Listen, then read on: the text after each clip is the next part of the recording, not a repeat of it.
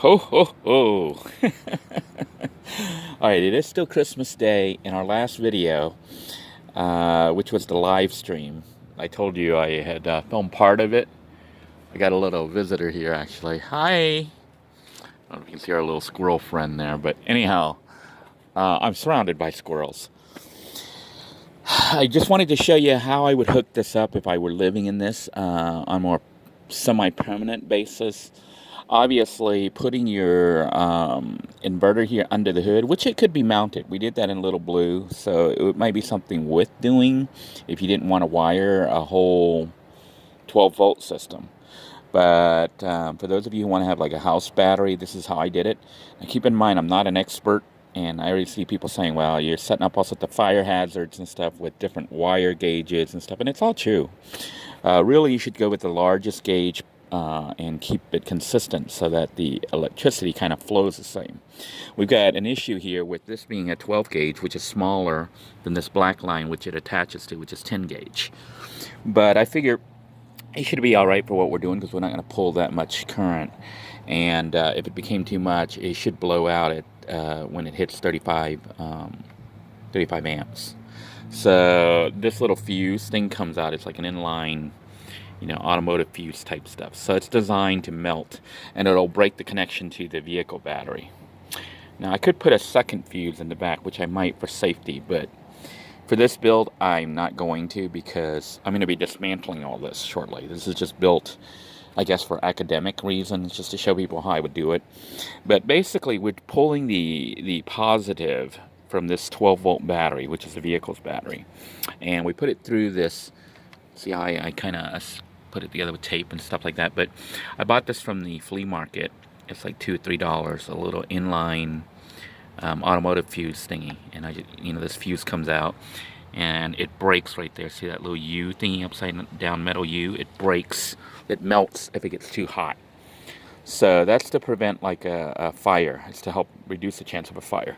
So I pulled this through here, and some people were saying, why didn't I pull this through the firewall? Like through the dash, like maybe through that bundle of wires and stuff.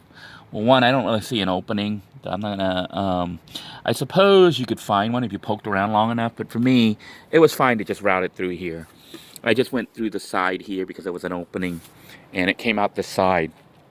And the reason for that was I was going to mount this along the side, initially the switch, just like I did on Little Blue, or in the rear there. It's not too big a deal. Otherwise, I have to bring the wire through here and then figure out under the dash, which is probably the proper way to do it. But, it requires crawling up under there, knowing, where the hole is and where the bundle is, and dealing with all that. But I would rather just go through an opening that already exists that I can see easily and just bring it along here and run it underneath here. Although this is a potential hazard, because if this wire were to eventually become exposed, because right now, it's got the wire covering on it, it could end up making contact with the body, which is ground.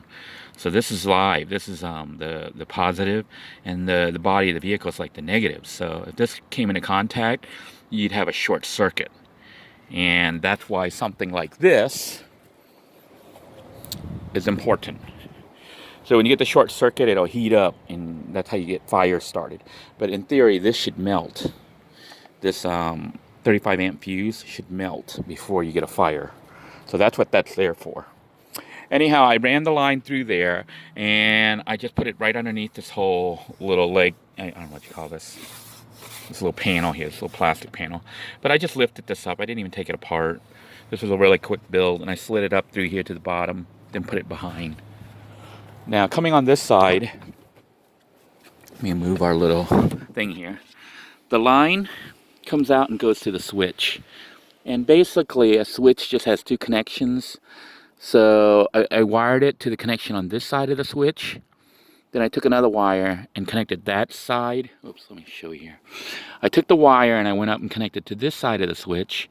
Then I took another wire, attached it to the other side. So when you flip the switch, it connects. It connects, this line to that line, which comes out. So that line comes out, and I ran it back here. And underneath all this, and up. Basically, it just runs up underneath here, and up through here through the back. because I wanted it to go to the back, because that's where I was planning on having the house battery. So it comes on back here to the house battery, which in this case is a portable little jump start, 1200 peak amp jump starter. Okay, so the wire, now it gets a little complicated. You can see it starts to look like a mess. And if I were truly living in this, I would probably build a little wooden, like a little wooden table like thingy here to enclose all this. Well, not to enclose it, but to keep things from flying around. And I might even screw the inverter here, the 750 watt inverter, onto that little cabinet or whatever that I would build back here to hold all my electronics. And honestly, if I was going to live in it full time, I might build my own battery pack instead of using this little one. This little one's handy because it's all self-contained, and it has the plug for the 12 volts. It has a plug for USB charging. It has a built-in light. It's got an air compressor. It's got an inverter. It's got a little gauge to tell you how much power is going where. It's got everything. So it's a good thing to get if you're not that technically literate and you just need something to use so you can charge your phone overnight and run a fan. And in that case, you could take this whole unit, not even attach it to anything, but take the jumper cables and go put it onto the under the hood and connect it to your battery and turn this thing on like you were going to jump it. But if your car's running, what it'll do is feed the power from the alternator into this thing and charge it back up. So you would do that every day for about 15 to 30 minutes, however long it takes to charge it up. And you can tell it's charged up by turning this guy on. Like right now it says 13.0 volts, which is pretty good, because normally charged is about, fully charged is 12.8. So it's saying 13 volts is actually overcharged just a little bit. Okay, so it's saying that it's charged because I was running it and testing it. And you're like, well, then what the heck is this stuff with the inverter here? How did this all get wired? Well, this inverter is here right now. I'm going to shut this guy off for now. But this inverter is here right now so that if I wanted to, instead of moving this thing under the hood like you saw me do earlier this morning, I can actually cook back here in the back area of the vehicle. Or I can run an extension cord and pull 115, 120 volts up to the front of the car to that little, table over there and cook like we did this morning. So I no longer have to even pop open the hood to cook. What I have to do is basically start the vehicle so that the alternator is charging. I think it's saying that there's a connection. It's losing power or something. I don't know. It's blinking, which is bad. But anyhow, I think it's saying that it's losing a charge because everything's connected right now. But what I did was I took the red line, which is the positive, and instead of hooking it up directly to this thing and then the black to the ground on the vehicle to complete the circuit, I added this in between. So I took the red that came from the switch, the cable, and hooked it up to the red on here. Then I hooked up another cable from here with a clamp on it and hooked it up to the red on there. Then I hooked up the black here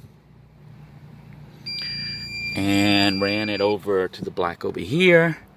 Then I hooked up the black here. You can see I just clamped everything. This is not a very good connection. This is a very poor connection. But I did it like this because this is just temporary and a makeshift to make sure it all works and to show you how it would work. But, it's just a theory, and it does work because I tested it. Although it's possibly losing power right now because it's set up, but there's nothing to, it won't. I bet you we could jump from here, actually, the way it's set up. Assuming it doesn't pull more than 35 amps, when it goes through the system. I wouldn't try to jump it like this. I'd set it reverse like this, turn it on so that now when I turn this on, it would be connected, but right now it's not connected because that other switch is off. You understand there's a switch there that has to be on, then this has to be on because there's a second switch. It's because this has a built-in switch and stuff that we wouldn't have if we built our own battery pack. But anyhow, I have them all connected right now other than that front switch, which means nothing's connected right now. So the line comes through there, the positive goes through this, then the negative from there goes over to the negative over here, and the positive from here goes to the positive over there. So basically we're feeding the positive from here to that, the negative from here to that. So we're pulling power from this pack as well as from the front when they're connected. Now, they aren't connected right now because the switch right there is off. Okay, that switch that's by the front seat, the console, the little house switch that I installed. But I'm going to show you that. See how it's draining right now? It says 12.9 because it's losing a little bit of power. I'm going to turn the inverter on. And you can see the inverter is coming on. The inverter will say 12.9. Try to get that to focus so you can actually see. It says 12.9 volts, just like it does on this panel, because the inverter is being powered from this thing right now. So this 750 watt inverter is powered right now. 12.9 is pretty good, you know, but really if I'm running it and trying to cook, I would want it higher than 12.9. I want current coming in, charging it. Now this just dropped to 12.8, which means this will probably drop to 12.8 soon, because the current is just coming from this battery. It's not coming from the vehicle at this point. So what I'm going to do is show you what happens if I wanted to actually cook. I could try to hook up a rice cooker to this and it might pull some power, but it'd be pulling the electricity directly out of this battery, which would drain it really fast. It's beeping, telling me that the current is low. It really needs a little bit more power. So what we're going to do is start the vehicle up and show you how we charge the battery system and the inverter. It's beeping right now because it doesn't have enough current, doesn't have enough electricity. So what I'm going to do is start the car up. Okay, once I've started the car up, electricity is being generated right now from the alternator. So the alternator, that's this little silver thing right here, it's generating a whole bunch of electricity for the car. And it's sending it through to this battery. So it's charging up this battery. This is the vehicle battery. And it's pulling some of it right here through this line, which is hooked up to that black line, which is coming all the way through here, through our baseboard, through to the switch, which right now is still on off. I don't know if you can see the switch says off. It is not on. So even though we started the car, I just wanted to show you that even though we started the car and this section is switched on, which means they should be connected, it's draining. This says 12.7, this says 12.8. No, it says 12.7. See, these should match because they're both coming from this battery, which right now doesn't have power. So what we're going to do is connect it. And to connect it, remember when I was cooking with the rice cooker in Little Blue? I flipped that on. Notice it made that one more beep. It's on now. That means the two batteries, the vehicle battery that's up front right there under the hood, and this back one are now serving as one battery. They're connected. Because this is on, the switch is on, that means the line's all the way through, and you're going to see the reading now. It says 14.3, 14.4, 14.3. See how the voltage went up? What that means at this point is right now, this battery is charging. So this is how I would charge this up. And you're like, well, you have to run the car to charge it? Yes, I do. But I don't have to just sit here like this. I could be driving around, and this is charging while I'm driving. And that's how we kind of get free electricity, because the car, by its nature, is generating electricity when you're driving it around, when you're running it, because the alternator is spinning and making electricity.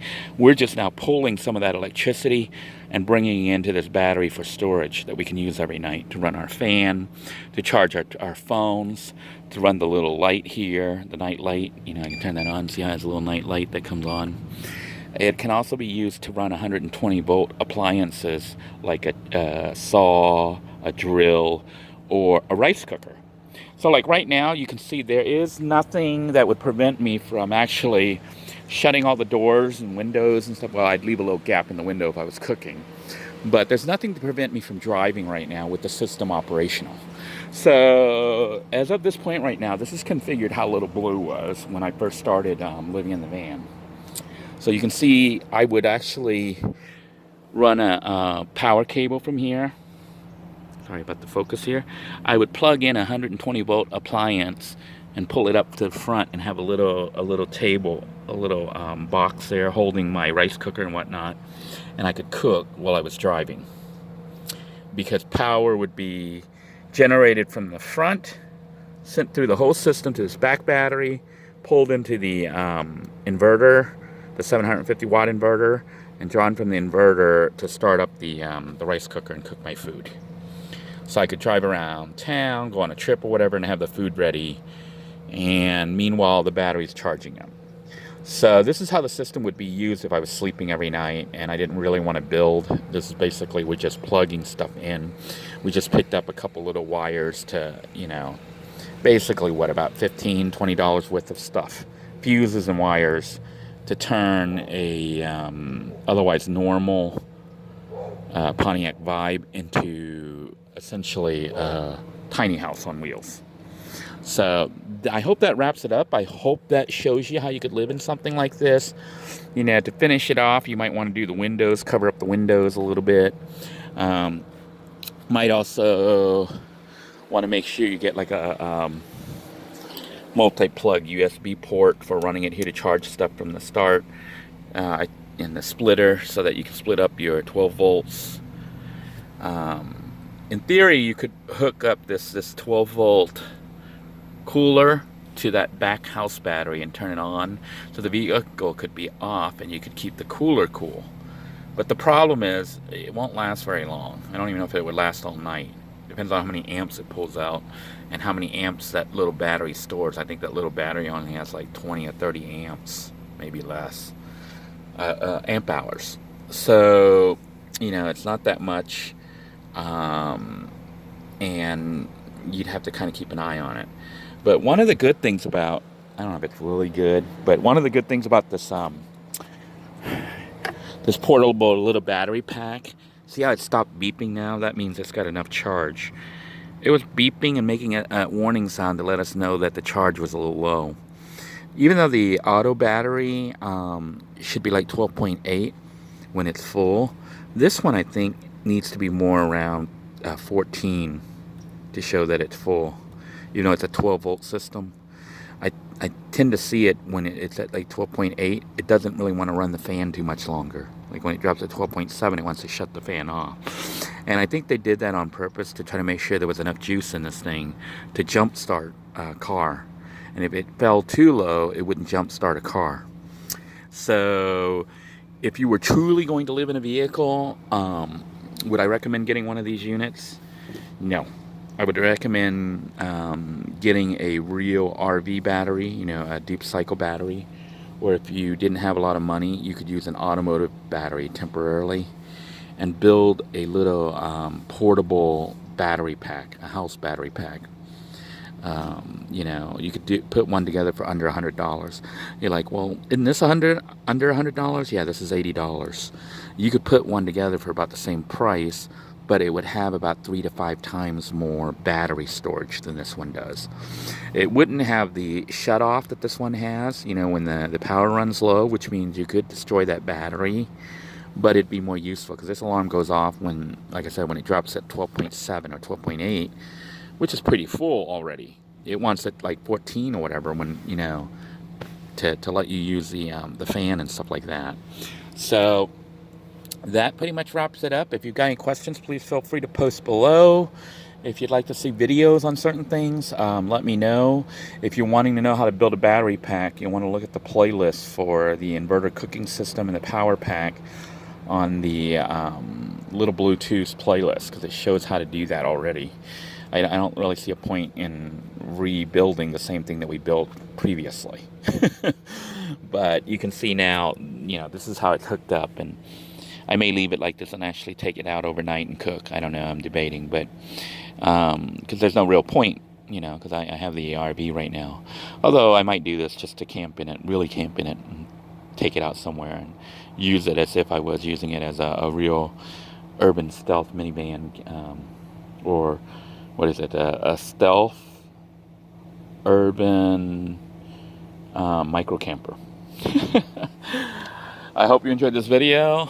Please be sure to give it a thumbs up. If you haven't already subscribed to our channel and you like the content, please hit the subscribe button. Make sure you tap the notification bell to get the notification as to when I update videos and and do a live feed, which we've been doing a lot of live feeds lately. So until next time, everyone, take care. God bless you all. And if you're watching this on Christmas Day, ho, ho, ho, Merry Christmas to you and yours. Take care, everybody. Bye-bye now.